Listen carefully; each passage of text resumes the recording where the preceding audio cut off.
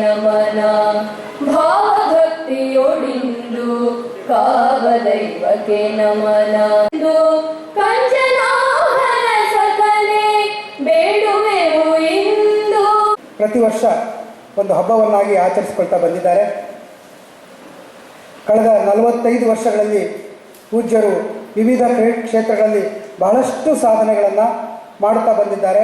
ಅದನ್ನು ನಮ್ಮೆಲ್ಲ ಗ್ರಾಮಸ್ಥರು ನೋಡಿ ಸಂತೋಷ ಪಡ್ತಾ ಬಂದಿದ್ದೇವೆ. ಈ ದಿನ ಧರ್ಮಸ್ಥಳದ ಇತರ ಪ್ರಮುಖ ದಿನಗಳಂತೆ ಈ ದಿನವೂ ಕೂಡ ನಮಗೆ ಬಹಳ ಪ್ರಮುಖವಾದದ್ದು.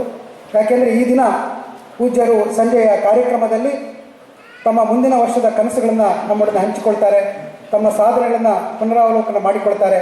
ಒಂದು ದೃಷ್ಟಿಯಲ್ಲಿ ಈ ದಿನವನ್ನು ಅವರು ಮುಂದಿನ ಭವಿಷ್ಯಕ್ಕೆ ಮುಡಿಪಾಗಿರ್ತಕ್ಕಂಥ ದಿನವನ್ನಾಗಿ ಪೂಜ್ಯರು ಆಚರಿಸ್ತಾ ಬಂದಿದ್ದಾರೆ.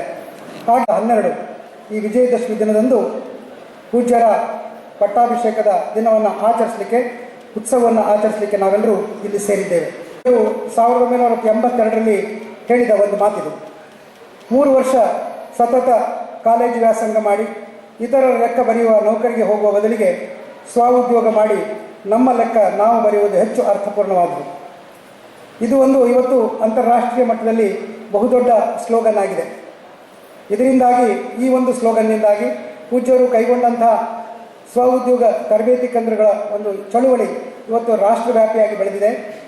ನಮ್ಮ ರಾಷ್ಟ್ರದಲ್ಲಿ 527 ಸ್ವಉದ್ಯೋಗ ಕೇಂದ್ರಗಳನ್ನು ಕೇಂದ್ರ ಸರ್ಕಾರ ಬ್ಯಾಂಕುಗಳ ಮುಖೇನ ರಚಿಸಿದೆ ಅಂತ ಅಂದರೆ ಮಿಕ್ಕಿದ ನಿರುದ್ಯೋಗಿಗಳಿಗೆ ಸ್ವಉದ್ಯೋಗವನ್ನು ದೊರಕಿಸಿಕೊಟ್ಟಿದೆ.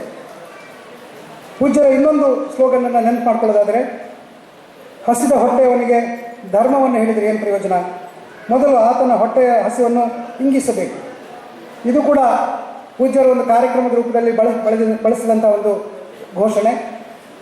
ಗ್ರಾಮಾಭಿವೃದ್ಧಿ ಮತ್ತು ಗ್ರಾಮಾಭಿವೃದ್ಧಿ ಯೋಜನೆಯ ಮುಖೇನ ಈ ಘೋಷಣೆಯನ್ನು ಜಾರಿಗೆ ತಂದ ಪೂಜ್ಯರು ಕಳೆದ 30 ವರ್ಷಗಳಲ್ಲಿ ಕರ್ನಾಟಕದ 17 ಜಿಲ್ಲೆಗಳಲ್ಲಿ ಸುಮಾರು 25 ಲಕ್ಷ ಹಸಿದವರ ಹೊಟ್ಟೆಯನ್ನು ತುಂಬಿಸಿ ಅವರಲ್ಲಿ ಸ್ವಾವಲಂಬನೆಯ ಬೀಜ ಮಂತ್ರವನ್ನು ಮೂಡಿಸಲಿಕ್ಕೆ ಸಾಧ್ಯವಾಗಿದೆ.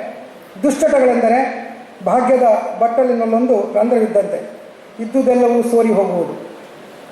ಜನಜಾಗೃತಿ ಎಂಬ ಕಾರ್ಯಕ್ರಮವನ್ನು 1993ರಲ್ಲಿ ಪ್ರಾರಂಭಿಸಿದ ಪೂಜ್ಯರು ದುಶ್ಚಟಗಳಿಗೆ ಬಲಿಯಾದ ಲಕ್ಷಾಂತರ ಜನರಿಗೆ ಹೊಸ ಆಶಾ ಕಿರಣವಾಗಿ ಈ ಕಾರ್ಯಕ್ರಮವನ್ನು ರೂಪಿಸಿದ್ದಾರೆ. ತನ್ಮೂಲಕ ಸುಮಾರು 540ಕ್ಕೂ ಮಿಕ್ಕಿದ ಮದ್ಯವರ್ಜನ ಶಿಬಿರಗಳಲ್ಲಿ 40,000ಕ್ಕೂ ಮಿಕ್ಕಿದ ಮದ್ಯ ವ್ಯಸನಿಗಳು ತಮ್ಮ ಮದ್ಯ ವ್ಯಸನದಿಂದ ದೂರವಾಗಿ ಒಂದಾಗಿ ಸೇರಿದರೆ ಸುಸ್ಥಿರ ಪ್ರಗತಿ ಸುಲಭ ಸಾಧ್ಯ. ಧರ್ಮಸ್ಥಳ ಗ್ರಾಮಾಭಿವೃದ್ಧಿ ಯೋಜನೆಯ ಮೂಲ ಮಂತ್ರವೂ ಇದೇ ಆಗಿದೆ. ಈ ಒಂದು ಸ್ಲೋಗನ್ನಿನ ಮುಖಾಂತರ ಇವತ್ತು ಏನಾಗಿದೆ, ನಮ್ಮ ಕರ್ನಾಟಕ ರಾಜ್ಯದಲ್ಲಿ 2,25,000 ಸ್ವಸಹಾಯ ಸಂಘಗಳು ರಚನೆಯಾಗಿದ್ದು, 14,000 ಒಕ್ಕೂಟಗಳು ರಚನೆಯಾಗಿದ್ದು, ಕಡು ಬಡವರಿಗೆ, ದುರ್ಬಲ ವರ್ಗದವರಿಗೆ ಒಂದು ಸ್ವಾವಲಂಬನೆಯ ಬೀಜ ಮಂತ್ರವಾಗಿ ಈ ಸಂಘಟನೆ ಬೆಳೆದು ಬಂದಿದೆ. ತಮ್ಮ ಪಟ್ಟವನ್ನು ಸಮಾಜದ ಒಳಿತಿಗಾಗಿ, ಪರಿವರ್ತನೆಗಾಗಿ ಬಳಸಿದ ಹಲವಾರು ಉದಾಹರಣೆಗಳು ನಮ್ಮ ಎದುರುಗಡೆ ಇದ್ದಾವೆ. ಈ ಪೈಕಿ 12ನೇ ಶತಮಾನದಲ್ಲಿ ಬಸವಣ್ಣನವರ ಸಾಧನೆ ಅಪ್ರತಿಮವಾದುದು.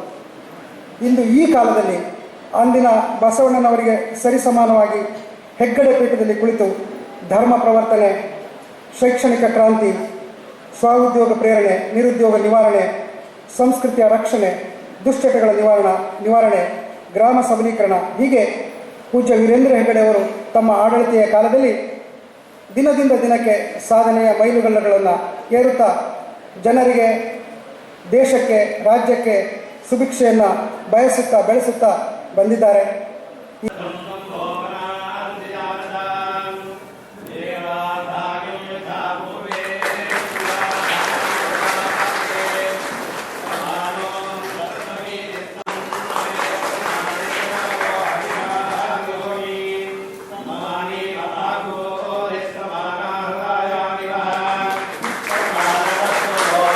ಗಳನ್ನು ದೇವರ ಸೇವೆ ಮಾಡುತ್ತಿರಬೇಕೆಂಬ ಹಂಬಲದೊಂದಿಗೆ ಶ್ರೀ ಕ್ಷೇತ್ರದ ಸೇವೆಗೆ ಸೇರ್ಪಡೆಗೊಳಿಸಿ ತನ್ನ ಮನದಾಳದಲ್ಲಿ ಆನಂದಪಟ್ಟಿದ್ದಾರಲ್ಲದೆ ತನ್ನ ವಿವಾಹದ ಸಂಪೂರ್ಣ ಖರ್ಚು ವೆಚ್ಚಗಳನ್ನು ಪೂಜ್ಯರೇ ಭರಿಸಿದ್ದಾರೆ ಎಂದು ಆನಂದ ಬಾಷ್ಪಗಳೊಂದಿಗೆ ಸಂತೋಷಪಟ್ಟಿದ್ದಾರೆ.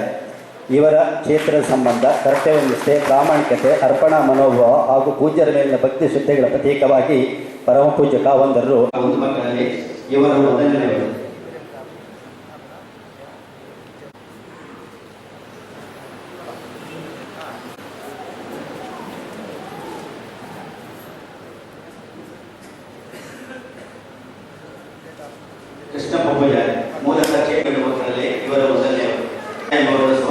ವಿವಾಹವಾಗಿ ಸತತ 41 ವರ್ಷಗಳಿಂದ ಹೂವಿನ ತೋಟದಲ್ಲಿ ಕೆಲಸ ಮಾಡುತ್ತಿರುವ ಇವರು ಗಿಡಗಳ ಕಟ್ಟಿಂಗ್ ಕೆಲಸ ಮಾಡಿ ಅವುಗಳ ಸೇವೆಯ ಫಲವಾಗಿ ತಮ್ಮ ಪೂಜ್ಯರ ತಮ್ಮ 45ನೇ ಪಟ್ಟಾಭಿಷೇಕ ಸಂದರ್ಭದಲ್ಲಿ ಇವರನ್ನು ಸನ್ಮಾನ ಮಾಡಿಕೊಂಡು